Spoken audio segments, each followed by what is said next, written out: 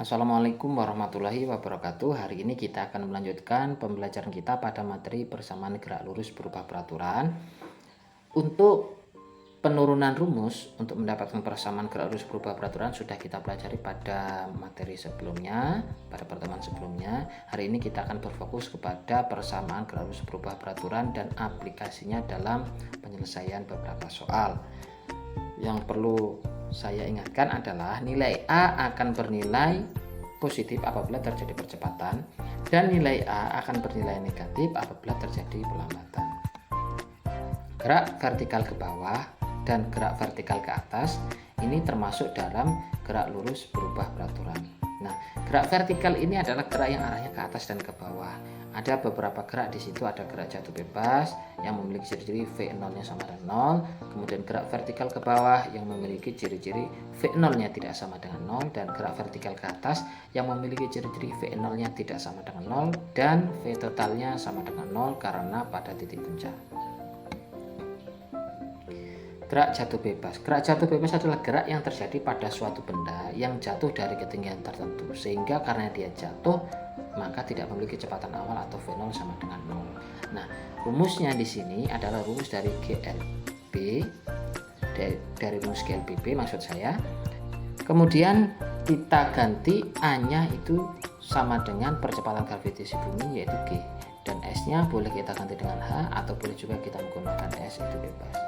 Nah, kita substitusikan dari rumus GLBB itu V0-nya adalah 0, sehingga di sini adalah VT sama dengan 0 ya, ditambah dengan GT kuadrat. Karena 0 biasanya dalam rumus atau dalam persamaan itu tidak dituliskan, sehingga kita cukup menuliskan VT sama dengan GT. Begitu juga dengan H. H ini seharusnya adalah H sama dengan V0T plus setengah GT kuadrat. Namun karena V0-nya adalah 0, maka 0 di sini tidak kita tuliskan, sehingga menjadi H sama dengan setengah GT kuadrat. Selanjutnya VT kuadrat sama dengan V0 kuadrat plus 2GH. Karena V0-nya adalah 0, maka V0-nya tidak kita tuliskan, sehingga VT kuadrat sama dengan 2GH atau VT sama dengan akar 2GH. Selanjutnya gerak vertikal ke bawah. Gerak vertikal ke bawah ini adalah gerak yang memiliki kecepatan awal yang arahnya ke bawah. Bedanya dengan gerak vertikal ke bawah dengan gerak jatuh bebas itu adalah pada gerak jatuh bebas ini contohnya secara konkret adalah misalnya suatu buah jatuh dari ketinggian tertentu. Dia tidak memiliki kecepatan. Sedangkan pada gerak vertikal ke bawah ini dia memiliki kecepatan. Contoh, misalnya seorang anak melempar bola kasti dari ketinggian 3 meter, melempar arahnya ke bawah. Nah, ini artinya dia memiliki kecepatan awal. Sehingga VT-nya tidak sama dengan 0 dan V0-nya juga tidak sama dengan 0. Sehingga rumusnya menjadi VT sama dengan V0 plus GT. Nah, dari ilustrasi di samping tadi, yang ini tadi, kita tahu bahwa cara perhitungannya atau cara kita memahaminya V0-nya tidak dari sini. Karena kalau V0-nya dari tempat semula dia akan jatuh kepada gerak jatuh bebas. Tapi pemahamannya adalah setelah dia bergerak pada selang waktu tertentu dan jarak tertentu atau di sini.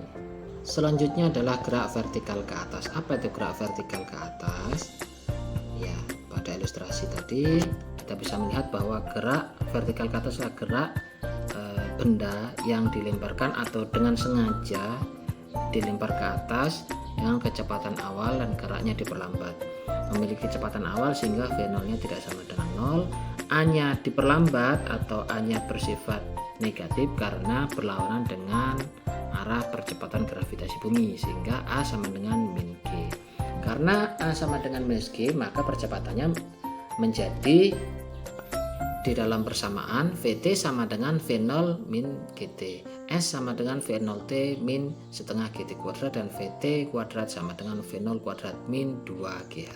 Hal-hal yang penting kita ingat dalam gerak vertikal ke atas ini adalah yang pertama, V totalnya sama dengan 0 ya, karena pada ketinggian maksimal atau pada titik tertinggi. Nah, pada titik tertinggi ini otomatis si benda ini tadi tidak akan bergerak ya. kemudian dia akan kembali lagi ke bawah seperti ini. Nah, ilustrasinya dia naik ke atas, kemudian dia berhenti sejenak dan turun lagi ke bawah. Nah, itu. Terus yang kedua adalah percepatan gravitasinya negatif karena berlawanan dengan arah percepatan gravitasi atau arah gaya gravitasi bumi. Kemudian V0-nya adalah 0. Kemudian dari titik bawah, titik V0 ke titik paling atas itu kita sebut dengan H maksimum atau ketinggian maksimum. Nah, pada benda saat turun, V0-nya lah yang 0 karena V total pada gerak naik ini kita anggap sebagai V0-nya. Nah, kemudian gerak ke bawah ini tadi atau benda yang turun ini tadi G-nya bersifat ataupun kita anggap positif karena dia sejajar atau searah dengan percepatan gravitasi bumi dan gaya gravitasi bumi, sehingga kecepatan benda saat H maksimum itu sama dengan Vt sama dengan 0. H maksimumnya sama dengan Vt kuadrat sama dengan V0 kuadrat dikurangi 2GH maksimum. Karena Vt-nya sama dengan 0, kita bisa pindahkan ruas ya, sehingga H maksimum V0 kuadrat per 2G. Kecepatan benda saat dilepas dan kemudian diterima kembali pada posisi yang sama saat naik, prinsip gerak vertikal ke atas itu sama dengan V0-nya sama dengan G kali T ya. Karena kita tadi substitusikan V totalnya sama dengan 0. Kemudian pada saat gerak turun itu sama dengan V0-nya yang 0, sehingga kita substitusikan menjadi Vt sama dengan G kali T. Sehingga sifat simetris gerak vertikal itu sama dengan V0 sama dengan V total. Oke. Lama benda di udara T total. Vt sama dengan V0 min Gt naik. T yang dibutuhkan untuk dia naik atau pada titik maksimal, sehingga Vt-nya itu adalah 0 karena tadi di titik maksimal atau titik tertinggi adalah 0, kita substitusikan sehingga kita dapatkan setelah kita pindah ruas menjadi T naik sama dengan V0 per G. Oke. Kemudian T turunnya V0 per G juga seperti itu.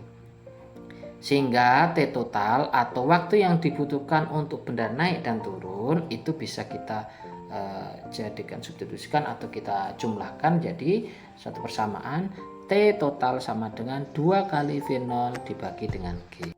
Untuk lebih memahami penjelasan dari gerak lurus berubah peraturan, marilah kita pahami atau kita kerjakan soal berikut ini. Andi memacu motornya dari keadaan diam dengan percepatan 4 meter per sekon kuadrat. Berapakah kecepatan motor Andi setelah 10 sekon? Berapakah jarak yang ditempuh Andi ketika motor bergerak selama 3 sekon? Diketahui hanya sama dengan 4 meter per sekon kuadrat, T-nya sama dengan 10 sekon. Ditanya V total pada T 10 sekon dan S ketika T sama dengan 3 sekon. Yang pertama, karena motor dari keadaan diam maka diasumsikan V0-nya sama dengan 0 ya. Sehingga kita substitusikan Vt sama dengan V0 plus At. Vt sama dengan 0 ditambah 4 meter per sekon kuadrat ditambah 10 sekon. Sehingga Vt-nya sama dengan 40 meter per sekon.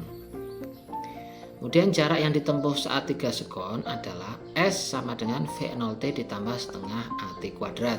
Kita masukkan nilai dari V0-nya adalah 0, sehingga 0 dikali T itu adalah 0 ditambah setengah 4 kali 3 kuadrat. Setengah dikalikan 4 kali 9, S-nya sama dengan 18 meter. Soal yang kedua adalah seorang teknisi telepon sedang memperbaiki sebuah pemancar dengan ketinggian 20 meter. Tiba-tiba obeng yang berada di dalam sakunya terjatuh. Berapakah A. kecepatan obeng setelah mencapai tanah?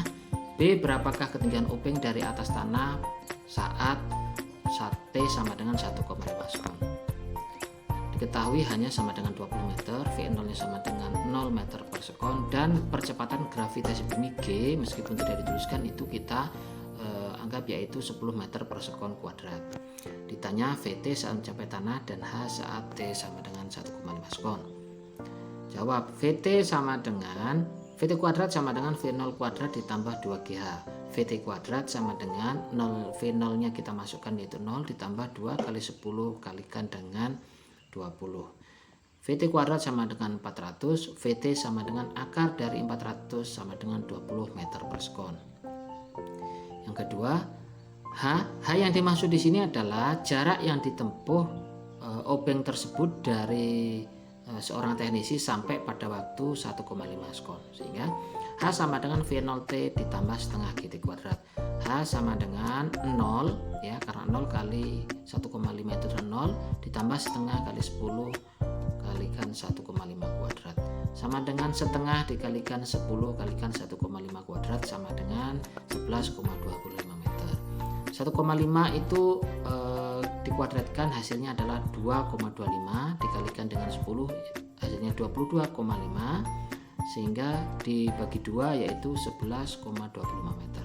Nah, untuk mengetahui ketinggiannya dari tanah maka 20 yaitu ketinggian total dikurangi dengan ketinggian pada saat 1,5 skon atau jarak pada saat 1,5 skon, sehingga 20 dikurangi 1,25 hasilnya 8,75 meter.